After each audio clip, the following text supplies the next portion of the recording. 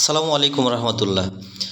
রাজধানীর মোহাম্মদপুরে আরাবী ইসলাম শুভা নামে একটা মেয়ে যে নিখোঁজ হওয়ার কারণে বর্তমানে বাংলাদেশে এই বিষয় নিয়ে প্রবল আলোচনা সমালোচনা হচ্ছে যে এত ছোট একটা মেয়ে, 11 বছর বয়সী মেয়ে, সেও মোহাম্মদপুরের এই জায়গায় নিরাপদ না?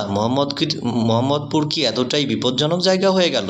এই বিষয় নিয়ে বাংলাদেশে প্রচুর আলোচনা সমালোচনা হচ্ছে। এর মধ্যে আইনশৃঙ্খলা রক্ষাকারী বাহিনী তারা তৎপর হয়ে জানতে পেরেছে যে আরাবী ইসলাম শুভা এই মেয়েটি নিখোঁজ হয়নি, হারিয়ে যায়নি, সে ইচ্ছাকৃতভাবে কারো হাত ধরে কোথাও চলে গিয়েছে।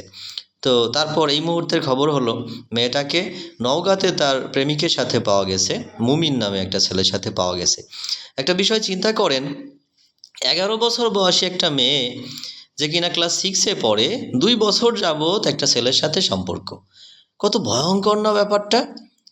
এত ছোট্ট একটা মেয়ে, সে মুমিন নামে ওই ছেলের সাথে 2 বছর যাবৎ রিলেশন করছে। মারাত্মক একটা ব্যাপার, অভিভাবকদের জন্য কত দুশ্চিন্তার একটা ব্যাপার। এই মেয়েটা কেমনে ওই ছেলের সাথে পরিচিত হলো? টিকটকের মাধ্যমে, টিকটকের ভিডিওর মাধ্যমে। তাহলে বাংলাদেশ সহ গোটা বিশ্বের মানুষের কাছে এখন অনেক বড় মাথা ব্যথার কারণ হচ্ছে এই সামাজিক যোগাযোগ মাধ্যমগুলো। এই মাধ্যমগুলোর মাধ্যমে ছোট ছোট মেয়েরা, ছোট ছোট ছেলেরা তারা বিপথে পা বাড়াচ্ছে, আবোল তাবোল কাজ করে বেড়াচ্ছে। তারা তাদের জীবন থেকে মূল্যবান যে সময়টুকু, এই সময়টুকু তারা এইসব আবোল তাবোল ভিডিও দেখে, কন্টেন্টের দেখে, এইগুলো দেখে তারা সময় কাটাচ্ছে। তারা ক্ষতির সম্মুখীন হচ্ছে।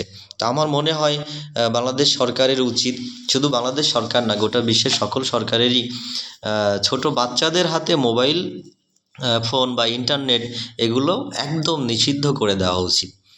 ছোট বাচ্চাদের হাতে যদি মোবাইল ফোন দেখা যায়, ইন্টারনেট দেখা যায়, ইন্টারনেট ব্যবহার করতে দেখা যায়, সেক্ষেত্রে তাকে জবাবদিহিতার আওতায় নিয়ে আসা উচিত। সেই সাথে তার বাবা মাকেও জবাবদিহিতার আওতায় নিয়ে আসা উচিত যে ছোট বাচ্চার হাতে মোবাইল ফোন দেওয়াই যাবে না। এটা যদি করতে না পারা যায়, সেক্ষেত্রে আগামীতে আবারও হয়তো দেখা যাবে যে অন্য কোনো এক শুভা নামের মেয়ে, অন্য কোনো তসলিমা নামের মেয়ে, অন্য কোনো মিম নামের মেয়ে হয়তো দেখা যাবে সে কোনো ছেলের সাথে পালিয়ে চলে গেছে। গোটা দেশব্যাপী আবার তোলপাড় হবে, আবার অন্য কিছু বা আবার আলোচনা সমালোচনা দেখা দিবে। তো এই বিষয়টা থেকে যদি আমরা বাঁচতে চাই, তো বাংলাদেশের সরকার এবং গোটা বিশ্বের সকল সরকারেরই উচিত যে আইন করে ছোট বাচ্চাদের হাতে মোবাইল ফোন, ইন্টারনেট এগুলো দেওয়া নিষিদ্ধ করে দেওয়া উচিত এবং সেটা শক্তভাবে মনিটর করা উচিত। তো আজকের মতো এ পর্যন্তই। সবাই ভালো থাকবেন। ধন্যবাদ সবাইকে। আসসালামু আলাইকুম রহমতুল্লাহ।